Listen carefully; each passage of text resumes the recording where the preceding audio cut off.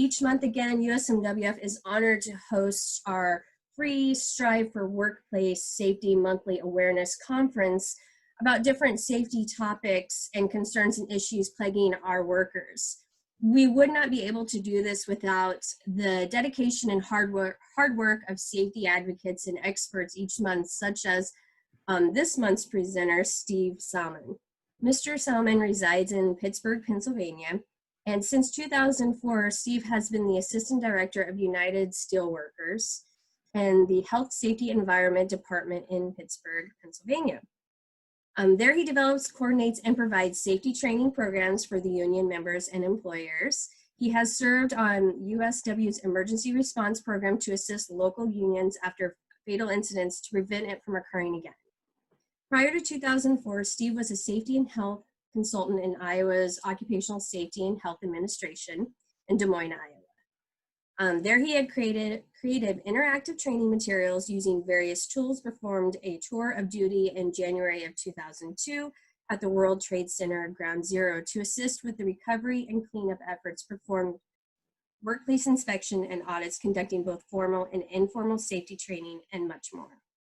Workplace safety is a top priority of Mr. Sallman, and I have been honored to work beside him on many conferences and events, and I'm honored to have him share his expertise with USMWF tonight, so together we can prevent work-related incidences in the future. So thank you very much for joining us tonight, Mr. Sallman.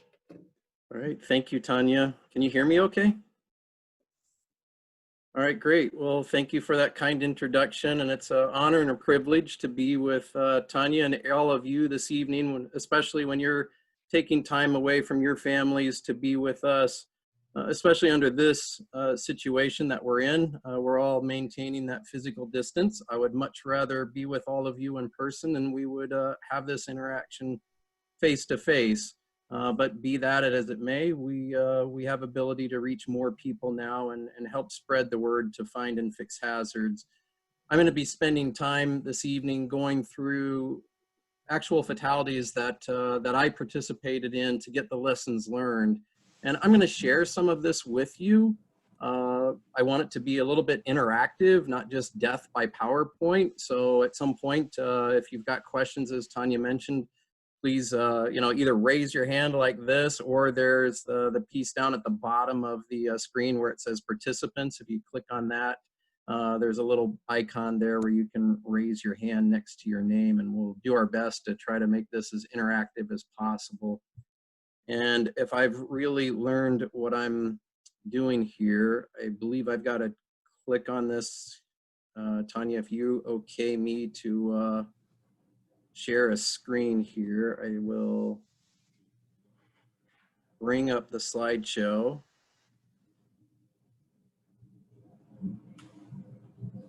And it says host disabled participant screen sharing, maybe.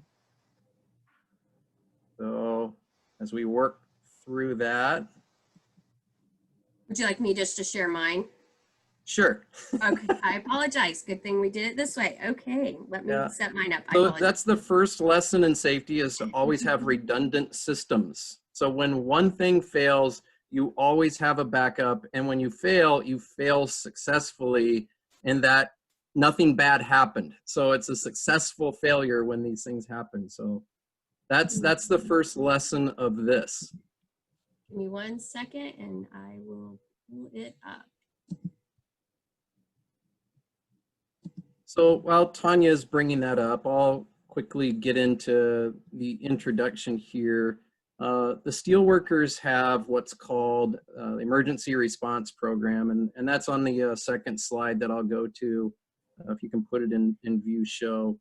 And how we get notified of fatalities is our local unions have instructions to call a hotline number. It's much like a doctor's office in a way, where people can dial this. If you want to go to our website for the steelworkers who are participating, if you just go to usw.org, or if you just Google search USW Emergency Response Team, there you'll find a lot about the steelworkers program.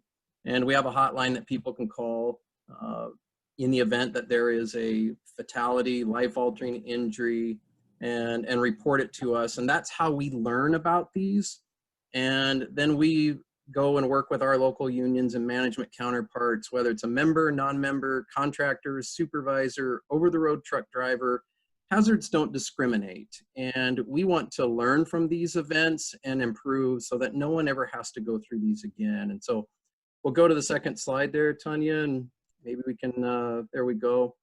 And you'll notice there in that picture, this isn't just about a bunch of statistics. This is about workers. This is about the people that's left behind. And we obviously remember those people not only on April 28th of Workers' Memorial Day, but we want to honor and remember them throughout the year instead of just on April 28th. So we'll go to the next slide, Tanya. And I wanted to start this presentation with, this is not statistics. This is about people, not about numbers. It's about the lives that were taken from us much too soon. And the top row, as I had mentioned, we respond whether it's contractors. This is the triple fatality that I was involved with when there was an explosion at a mill in Louisiana. And these three gentlemen were a contractor in one of our USW workplaces that involved some hot work and an explosion that took their lives. And then I'm going to be talking about the bottom row and some others. Matt Shoemaker, one of our union members, and Willie Roberts, both of those union brothers, were members of our union. And we're going to spend some time talking a little bit about what happened with those events. But before I get into the meat of this, I just wanted to pause for just a very quick moment. If this was in a real room, we'd take 60 seconds, but given that we've got an hour, I want to be respectful of your time. But at this moment, I just want to stop for a moment and let's pause for a moment of silence of not only these brothers that's been lost, but over 5,000 workers per year lose their lives. And so let's just stop for a moment and remember those and pause for a moment of silence.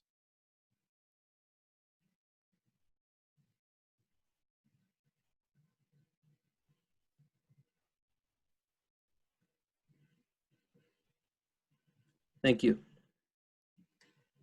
So we'll get into this. The next slide, I want to tell you that this is about sharing lessons learned, and they will be from USW represented workplaces.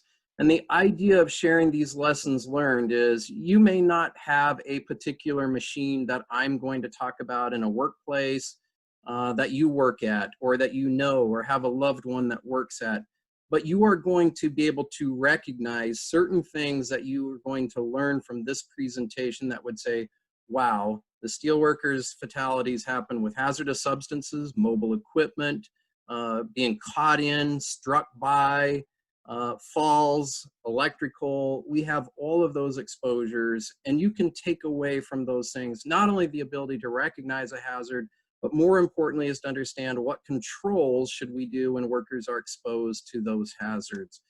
And there's not just the physical hazard, it's also the way that work is organized. And I'm going to share with you how work has changed within our workplaces and how that contributes to people being injured and worse yet, killed. Okay.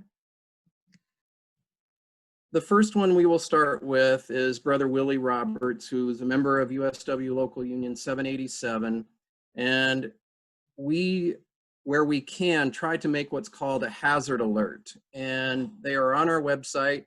We share them. There's no names. There is no identifiers, no geographics. The idea is about learning and improving. So I will share those as we go through.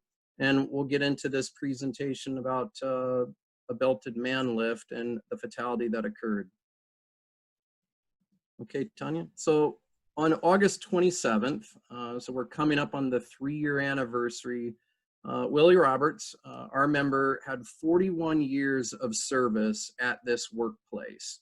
And Willie is a very conscientious worker. And in fact, he was always busy, and he was in the control room at this workplace, and he was actually just taking out the liners out of the garbage can and removing them because it was getting ready for shift change. And he didn't want to leave the control room with trash in the baskets and stuff. So he would normally always take that out and set the next people up so that they were going to be successful on their shift.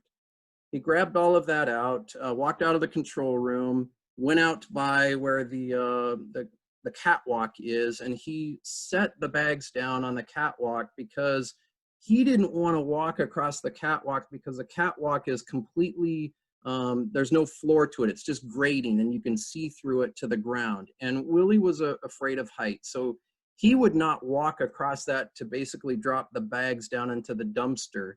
And so he would leave them there and the guys in the control room would actually put them into the chute for him.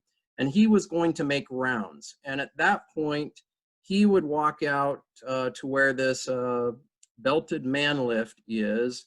And that's what he was going to do, was make his rounds, because he didn't want to walk across the catwalk because he didn't like being able to see the ground below his feet. So that's why he was going to take it down, walk across the lawn, and then go up a set of steps to the other building where he makes his rounds. So we'll go to the next picture here. So at the time he's working alone, and he's going to ride this, what you see on the left-hand side of the screen is a belt man lift. And essentially you can see at the bottom is a pulley, and then there's a pulley up at the top, and there's a complete belt that runs all the way around this system. And you can see on the left-hand side, there is a animated character that rides this platform and a handhold that you grab a hold of, and you can ride that down. And likewise, a person can ride this up on the other side as a person goes down. And it just runs continuously. And when it happens to come up to your floor, you grab a hold of the handhold, step onto it, and then you simply step off when you get to the next floor. Likewise, if it's going down, then you step on it and you grab a hold at the same time and you ride down to the next level. So that's what we are talking about here, to give you a sense of what this is. It can go multiple floors. It depends on the design, how tall they actually are. But this is what it looks like to help give you an idea. So the next slide. And you will notice here, there's a person standing here. I don't know if you can see my cursor or not. Can you see that? No, okay. There is a person standing, yeah, there you go. Thank you, Tanya. There's a person standing there in a blue shirt, and behind him is, you'll see an aisleway. That's where Willie had walked, set the garbage cans out, and then passed through that gate, that swinging gate where he is. And then he came around to where the belted man lift is. And Tanya, you can see the step there. So as that runs, and you can see the arrow on the belt pointing down, that means that's the direction it's going. He would then grab a hold of the handhold right up above the top. And as that comes down, he steps and grabs a hold of that at the same time and proceeds to ride it down. And so on the next slide shows a little bit about what took place. So he boards this area, and you will see now a better close-up picture of where he is going to ride.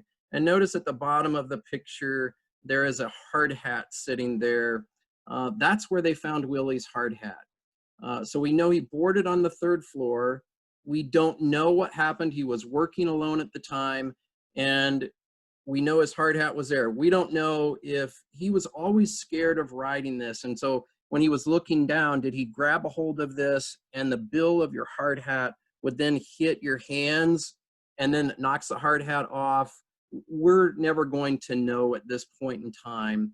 But if you go to the next picture, we then knew that he struck the 2nd floor opening right here. So you can see the little mark there. He ended up falling through the opening on the 3rd floor. We could see a scrape mark where he hit on the 2nd floor. And at that point, we're not sure what happened other than the belt continued to run. And we believe then the belt either helped pull him through the opening or he slid through the opening. And on the next slide, then you will see the very bottom floor, or what's called the 1st floor. So the next slide will show that. And you can now see the 2nd floor on the right side, and then all the way to the bottom floor, or the main floor, where he ultimately came to rest and lost his life. And the belt wasn't running. And when somebody entered into the room, at this point, the belt had stopped. We knew that the person was like, wait a minute, this does not sound right. Why is it that the belt is not running? It's very quiet in this. And right away, then they knew there wasn't much that they could do for Willie. And so we started looking into these belted man lifts, and we knew that there were issues with this. And the next slide, I want to just kind of talk a little bit about, so here's what's happened. It's a very summary over what has taken place. It's not all of the details, but as you can tell, these are old pieces of equipment. Sadly, there's not a lot of protections on them. There is a safety rope that runs the length of the belt, but he was working alone at the time. We don't know what happened. We do know that his health was not a contributing factor, and we'll never know. So this is what's happened. And at this point is where we'd like it to be a little bit more interactive. So Tanya, if you can unmute everyone's phone or microphone there, depending on how people, if you called in or you're on the computer. I'll just ask you, what are your recommendations to prevent this same or similar incident from happening again?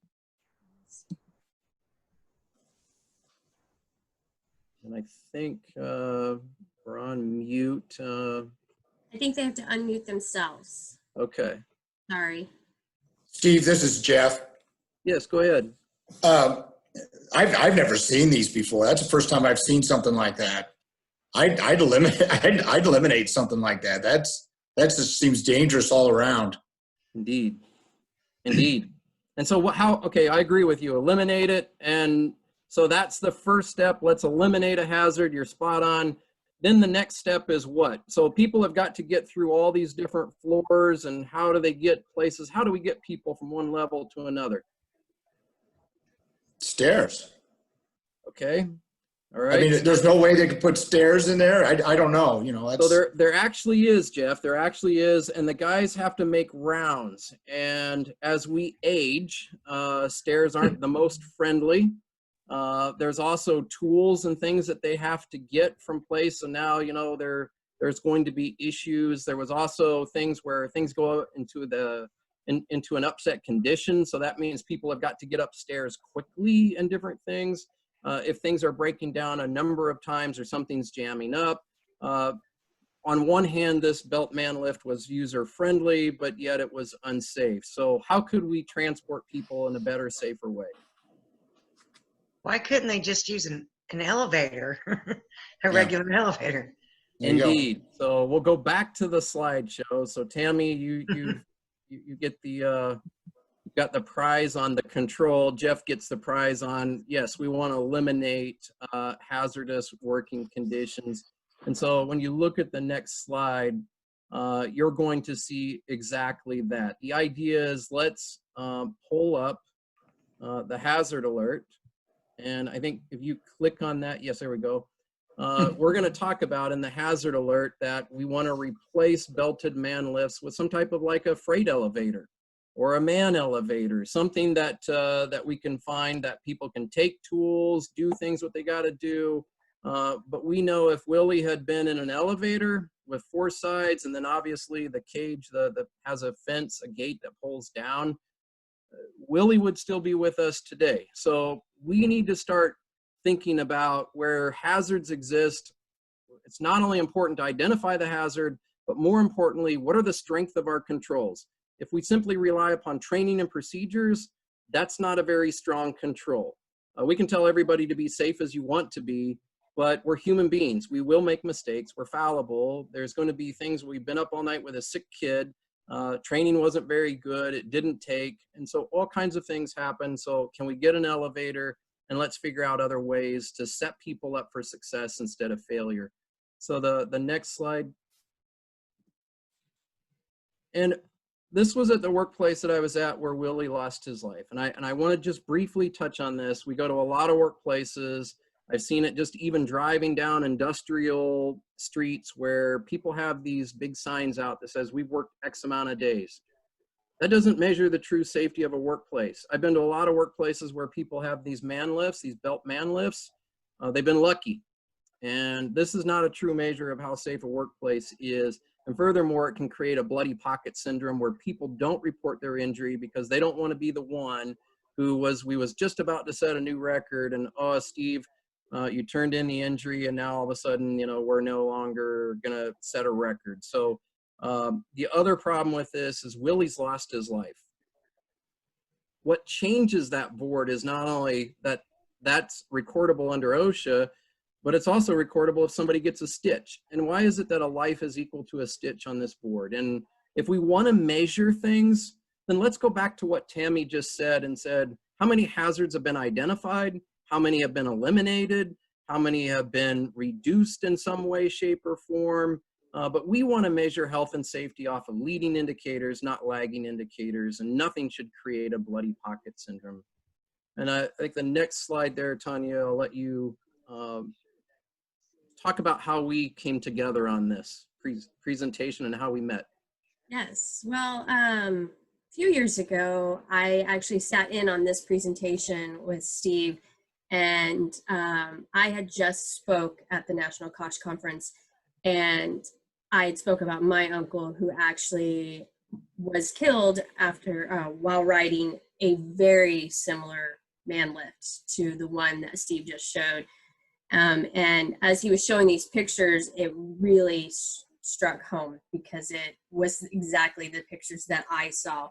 And matter of fact, today as we were going over these presentations together, Steve and I were talking about, wow, this is very, very similar. And the sad thing is, my uncle died in 2009 here in Lincoln, Nebraska on a man lift, fell 80 feet.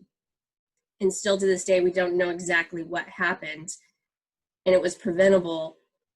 Why did Willie die? It should have stopped with my uncle. As many times as I have spoke out and shared his story, it should have stopped. Willie should be here with his family today, and that angers me a lot. And so that's where our connection has come, to share Willie's story, to share my Uncle Bobby's story, to prevent anybody else from going through this again. My dad found my uncle that day. They worked side by side for 30 years. And my dad, I told Steve today, my dad had to ride that man lift down to see and find my uncle at the bottom and try to perform CPR on him that day. That is nothing that a family member should do, coworker should do. And especially when we all know you work with the same people many, many years and you become family with those people you work with, and that's not a way you want to find them. So that's why we're here today, to stop this from happening, to tell these stories, to prevent them and have these lessons be told.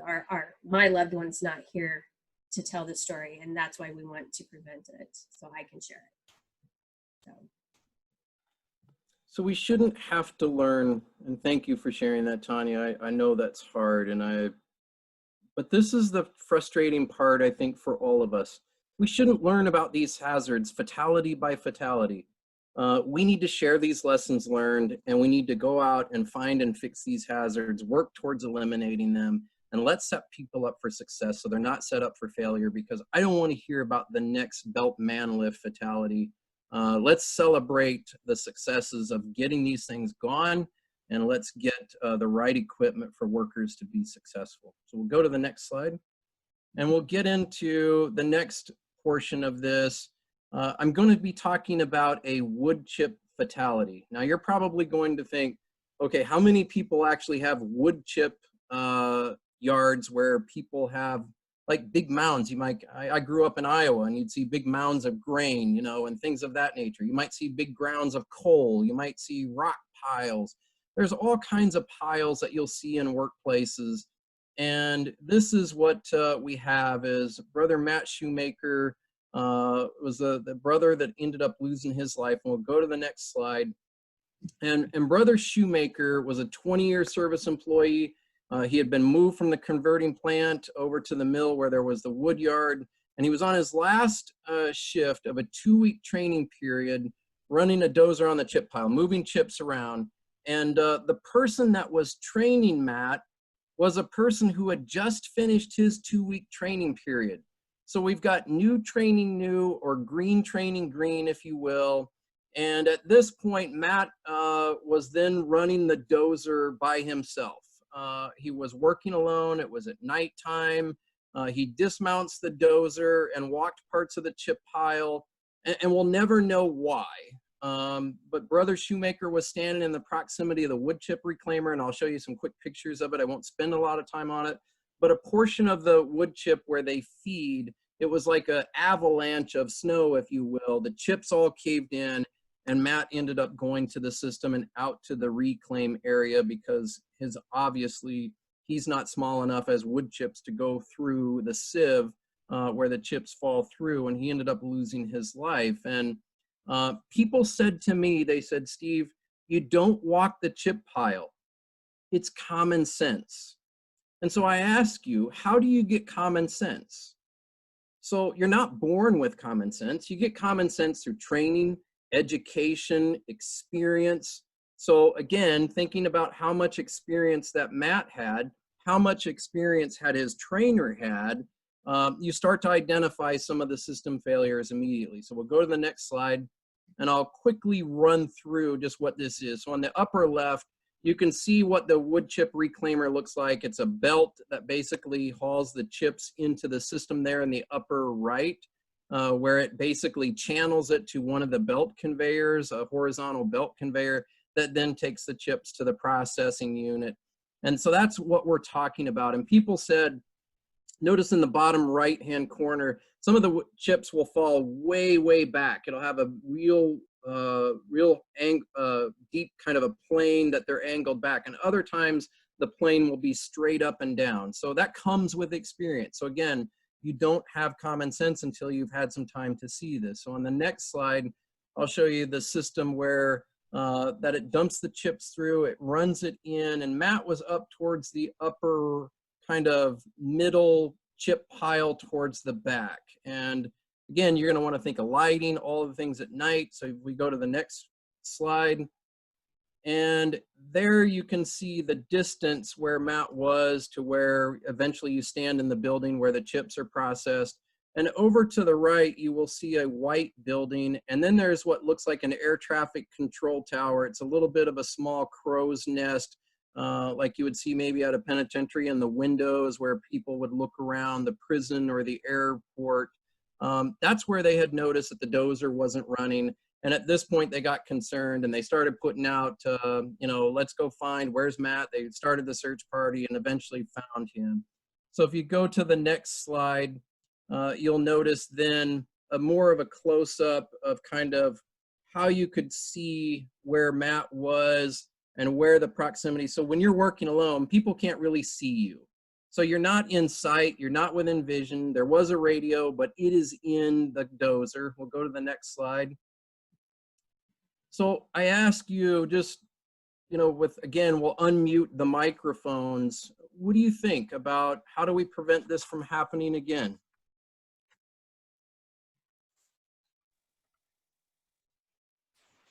Well, in this case, it's kind of like someone who's new on the job, like never allow them to work with another new trainee, like they have to be with somebody who's been there for a long period of time. Indeed, indeed. Anyone else? Maybe carrying a personal radio, not just the radio on the machine, but having a walkie-talkie on you. Right, right. I'm a firm believer in if it's dangerous, don't work alone. You should always have somebody else there. Right, right. Anything else? Also, kind of like the conditions that he was working in, the one picture you showed was kind of like a trench condition. So, you could talk about like, the walls being put up around you so that situation in particular doesn't happen, maybe. Indeed, indeed. Yeah, you would want a safety perimeter around that area because we know that the chips can fall. So absolutely. Anything else? So I'll just share with you, I'm sorry, so I'll just share with you something to consider is there weren't any written procedures. Again, people said it was common sense, so you don't walk the chip pile, but yet there was no written procedures. There was nothing about dismounting the dozer in a designated area, things of this nature. There was no safety perimeter that would be set up around where the infeed of the chip pile is. And people didn't have that institutional knowledge until someone shared their education with them. We also went down through about the training materials. How can we help and increase? You know, could we use a drone that people could inspect the pile without getting off of the dozer and things of this nature? The other piece that was interesting as we went through this, and this is something that I've learned from the fatalities, they might have a signature page that says, you've been trained, and they'll have Steve Sallman's signature. To that, here's what I've learned in the fatalities that I've been a part of for lessons learned. Signature doesn't mean compliance. It means attendance. Signature doesn't mean compliance, it means attendance.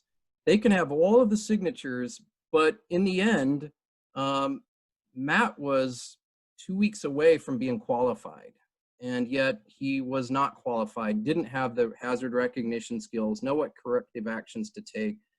So training's got to be based on the work. What I also found out was that the chip pile had been down because the system had been down, and they hadn't worked for a while on the chip pile. So he hadn't even ran the dozer for a period of 2 days.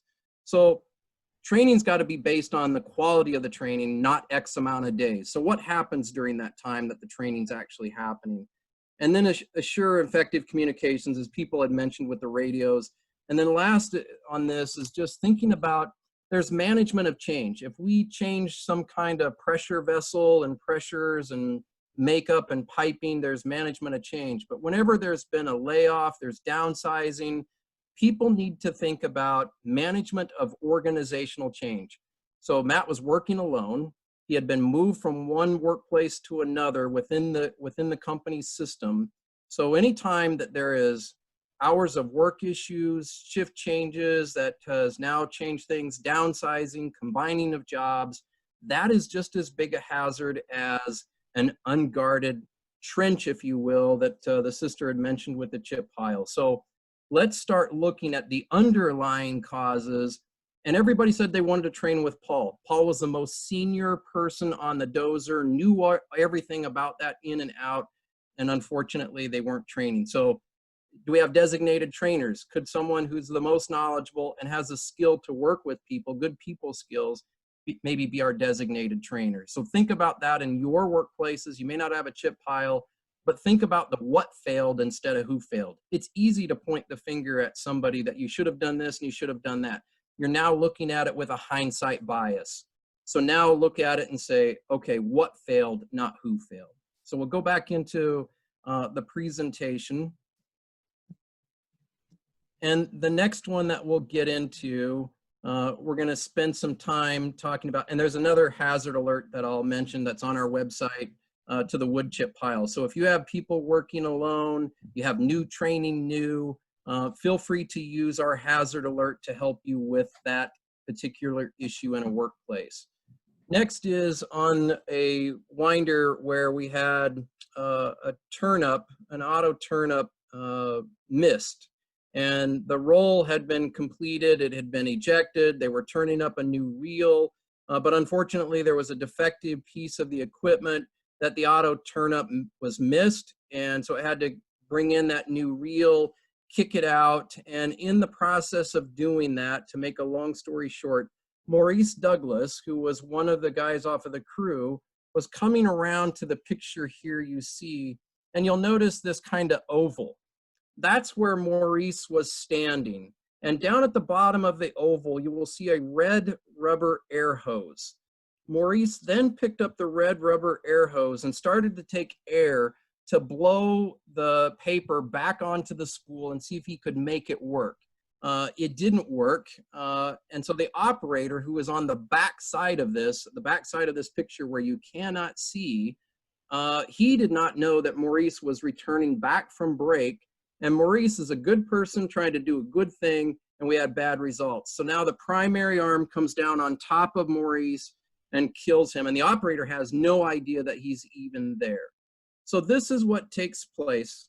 How would you click the next icon that will fly up as the box that says, so how would we prevent this from happening again? So how do we protect people from getting into a piece of equipment?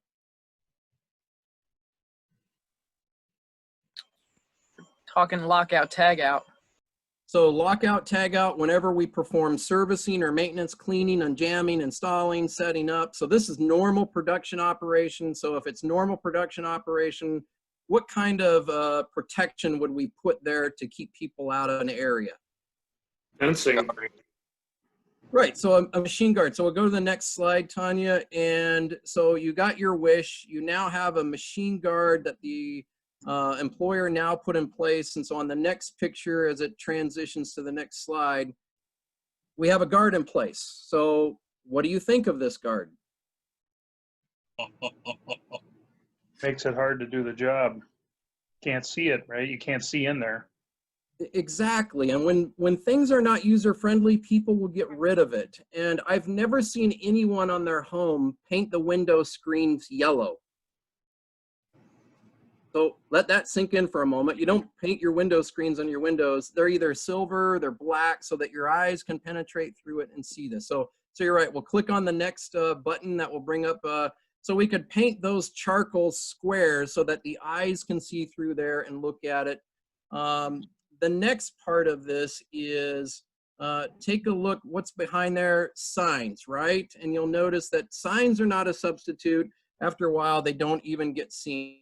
To the left of the one oval, you'll notice there's some hinges. What does that tell you about the guard? It's removable. You can bypass it. Indeed, indeed. So Tanya, click on the next animation there. So if it's machine guarding, it's hard guards. That means it's got to be bolted in place. You need tools, equipment to be able to remove or bypass a guard.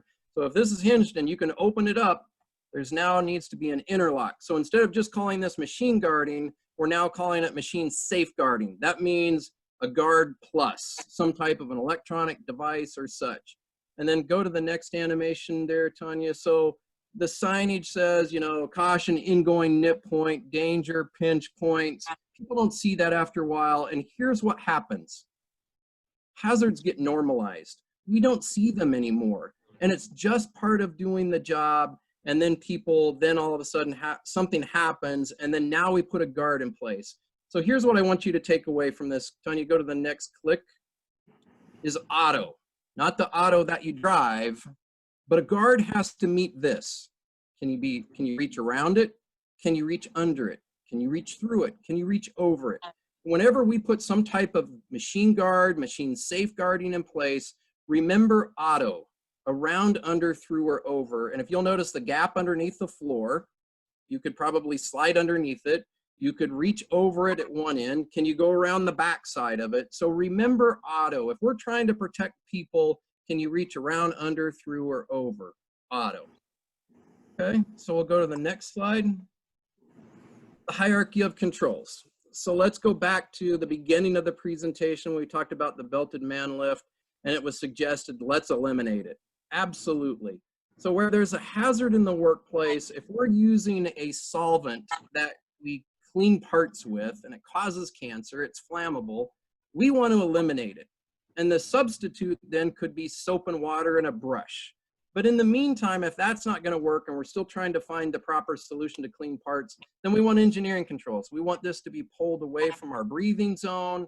We want it to be inerted, so then that way there's no chance of a spark or a flammable atmosphere. That's working in the green. And if we're working in the green, our chances of being set up for success go up. But if we're working in the yellow, then that's caution. If we're relying upon training, procedures, warnings, you've seen the pictures that I've shared with you, the strengths of our controls goes down, and what becomes least effective at this point. So are we working in the green? As we think about our workplaces, are we working in the green? And let's apply the hierarchy of controls. So that way, If you are having a bad day and you've been up all night with a sick kid and you make a mistake, or the technology goes bad at the beginning of your presentation, you always have a backup. And then Tanya's there to, hey, I'm your wing person. I have your back. And you know what? We're still going to do this presentation because we got redundancy built into the system. And that's what we want into our workplaces. So when things fail, someone else has got your back and the systems are there to support you. So the next slide, as we talk about the hierarchy of controls, and just kind of quickly here, this is a railroad fatality. John Novick was the union brother who ended up losing his life. And this was at 2 o'clock in the morning. And you'll notice these cars parked with what appears to be rectangular plates in it. Those cars were told by the superintendent to Angela to park those cars there because there was a big push for production. We got to get ahead of the process, park those cars there. And oh, by the way, Angela, those cars are parked in the foul. So think about it. If you commit a foul on the bowling lane, a foul at the free throw line, you went too far.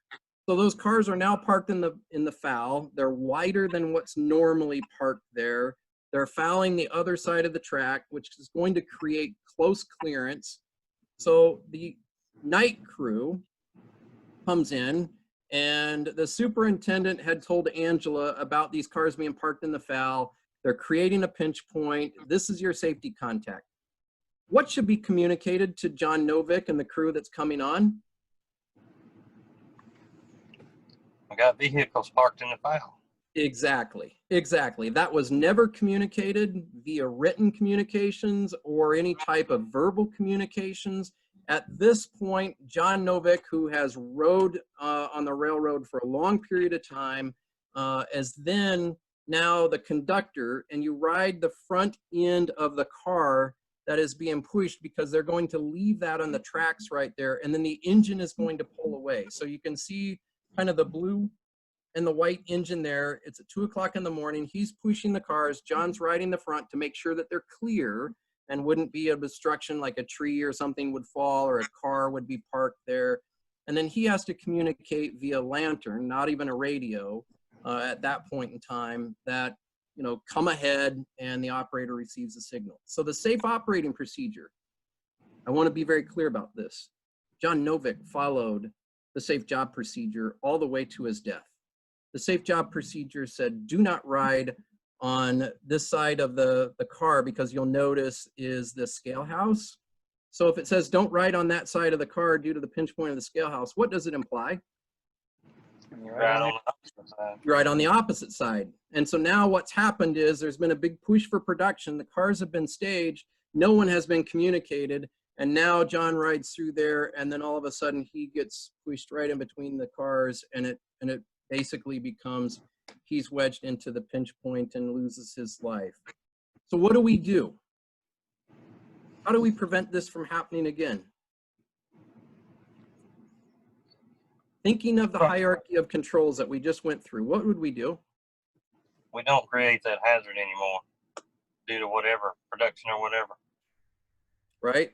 So that's a component of the hierarchy of controls. What else? Thanks, Chad. Remove tracks that are too close to each other. Indeed. So go to the next slide there, Tanya. And so out of the labor and management working together, they physically came in with a track gang, and they picked up those set of tracks where those box cars are sitting now with the scrap metal in it. And they physically picked up those tracks, and they have now eliminated that pinch point. Obviously, on the other side of the cars, we can't eliminate the pinch point of the scale house. But now we don't have to worry about remember when we said working in the green? We now don't have to worry about, did the communications go full circle? Was there, some type of downsizing of the crew? And by the way, this crew had been downsized, so they were doing more with less. And so it's important that we eliminate the hazards wherever possible. Sadly, a person loses their life, and this is the end result. So we put together a railroad safety task force. And you don't have to have a railroad to do this. You might want to think about, do we have a certain hazard in our workplace, and do we have this elsewhere? And so at that point, we put together a labor management health and safety committee to deal with the rail yard. And so if you go to the next picture, Tanya, And what we did at this point was they surveyed the entire workplace. They went through, they identified where are permanent pinch points, such as a building, we can't move that. We marked those areas. We also identified where there's potential pinch points, like cars fouling a track. And we identified all of those. And you'll notice if we go to the next picture, you're going to see in the lower left is what looks like this post. It's actually not a post, it's a stick. And if you've ever drove on the interstate and you get off on the exit ramp, and let's say the ice was there and you slid off, you would hit these sticks and they flop over and then they flop back. And you'll notice they have the reflective tape for at nighttime. And so the idea is we can paint the tracks, we can hang signs, we can do all these things, but if somebody's riding there, they're gonna see that. That's basically going to be, even if somebody was hanging on the side of the car to protect the lead in, that stick may hit their body, but it's going to just gently fall down and then spring back up. And so that's how we started marking things. And then basically the crews go out, and anytime these get faded, they get weathered, or the reflective tape at night isn't as good, they replace them. And so we can't always eliminate hazards. Those pinch points of those tracks are still going to come together at a switch. So thinking of the hierarchy of controls, how can we work in the green? And this is one way that people can think about how can we work together as union, management, workers, contractors, to make sure that people are set up for success by applying the hierarchy of controls. So next. All right, and so we've got a hazard alert there again on that as well. That's a link there if you should ever want it. We'll go to the next slide. So just quickly, we've got to focus on prevention. And then to effectively prevent these from happening, we've got to understand what's going on. So I've shared with you, high seniority people, 20 years service, 2 weeks on the job being trained by a person, not having the hierarchy of controls in place, using equipment that you can fall off of, no kind of protection whatsoever. And it's important to understand, how has a crew been affected? Have they been downsized? Have they been combined? All of these things are important, and workers' participation. Well, I don't feel safe riding this. I don't like doing this job, working alone. So let's talk to people. What's causing you to be injured, ill, and I'll add this, or stressed on the job. And everything that we've got to do is about fatality prevention. And I'm not saying that we don't want to prevent cuts, but I can heal up from a stitch. I can't bring somebody back because they weren't set up for success. So let's focus on fatality elimination and prevention. And next, some of the things that we have of moving forward is don't forget about the hierarchy of controls. Have comprehensive labor management, safety, and health systems, whether it's in a collective bargaining agreement, a company handbook, and process safety, where we have about a management of change. Anytime there's a change in the workplace, let's not also forget about just changing the process, but let's also think about the management of organizational change. We've talked about the underlying causes of death and injuries in our workplaces, and human and organizational performance. And I'll just re-emphasize this. Let's focus on the what failed, not who failed. And lots of times we spend so much time on the F word. Okay, some of you just was like, what? I said the F word. And that's all too often we look for who's at fault. And usually that's about the worker. This is about the failures, the systems that failed. And the other F word is, what do we need to fix? And so let's focus on the what failed, not who. Unless there's something that's criminal, then that's different. Then there's reckless intent or malice involved. But if we don't learn and improve, and there's a bloody pocket syndrome where people can't come forward and talk about these things, then we're going to keep learning fatality by fatality. So we got to build and maintain effective safety and health committees. That's paramount. It's foundational. The health and safety committees are the eyes and ears, and they can address things in an ongoing, systematic way. Training and education. I talked about Matt Shoemaker, about how important training is. And I'll just say this one more time. Signature doesn't mean compliance, it means attendance. So we can have all the signatures we want, but we got to train for good safety and health, not just so that we can have some sheet to show an auditor or an inspector that, yes, we did it. And it shouldn't just be classroom, it should also be hands-on. And then a right to act. Somebody had mentioned earlier that, if the job's not safe, we should be able to throw out the coach's flag in the middle of the game, challenge the umpire and say, wait a minute, stop the game, let's regroup, let's run that play, and let's figure it out. And that's got to be a written right to act process. And it used to be right to refuse. We shouldn't wait for something to be so bad that somebody's got to decide, today, do we refuse to do the job, or should we actually say, hey, the roof is starting to leak, this could get into the electrical system, let's address it small, let's not wait for water to start raining down on the electrical system, and then let's send an electrician in, and then he's got to decide, do I, in the middle of a pandemic, decide between my job and my health care, or should I just do this and soldier through and then something bad happens? So the next slide, and we're just about to wrap up here. So we've got a number of things that we do in USW represented workplaces. We have a conference every year and a half with labor and management where people share lessons learned. We have health and safety committees. Chad Manning is actually on this. Chad serves as one of our key people in a health and safety committee that's corporate. Corporate-wide, of all the various mills that we have all across the United States, people come together, labor and management, and we talk about things and we try to get hazards addressed and fix those things. And then increasing the effectiveness of labor management, safety, and health committees, having a Looking for Trouble program that's got all kinds of elements. You can find that on our website. We've also got a training arm of our department, which is the Tony Mazzocchi Center. And then we have what's called TOP, the Triangle of Prevention program. That's an injury investigation program where we apply system failures and try to prevent them from happening again. Employer sponsored, but run by union members so that there's full involvement. And then the next to the last slide, I'm sorry, that is the last slide, is this. You will notice there's a lot of faces here, and I'll let Tanya speak to this because this is actually from Tanya's website. But we started this presentation with a bunch of faces, and now here's even more faces. So I had all the contractors up, I had our members' faces up. They all have a story to tell, but they can't tell it because they're not with us anymore. And every year, over 5,000 people end up losing their lives in the workplace. If that was a jet airliner going down, people would be irate and they would be upset about, you've got to do something to increase public safety. But yet, such things as a belted man lift, they are still out there in circulation, being used. And these people have a story. So did the people that I talked about. We have steel workers that are in that mix right there. One of them is Robert Dameron, who I was part of the fatality lessons learned at his workplace. So I would encourage you, share your lessons learned. It may not be a fatality, it may be a life-altering injury, but you have to speak for those that can't speak for themselves. And the more we share our lessons learned, the more that we can find and fix hazards in our workplace. So I want to turn this over to Tanya to speak to this slide, but I want to thank you for your time and courtesy and the privilege of your time tonight.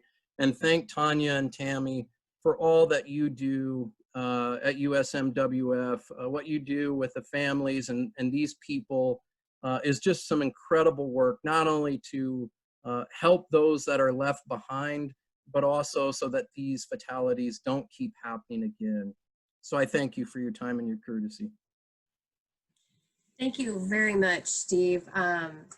An amazing hour session. I know I could have you on over and over again. Thank you very, very much for joining us.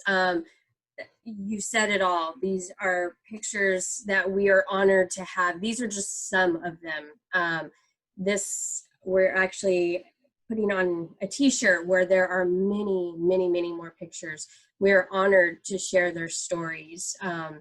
They are anything from trench collapses to electrical incidences to confined spaces to workplace violence to, unfortunately, now COVID-19 illness or pandemic. They have lost their battle to that by contracting it.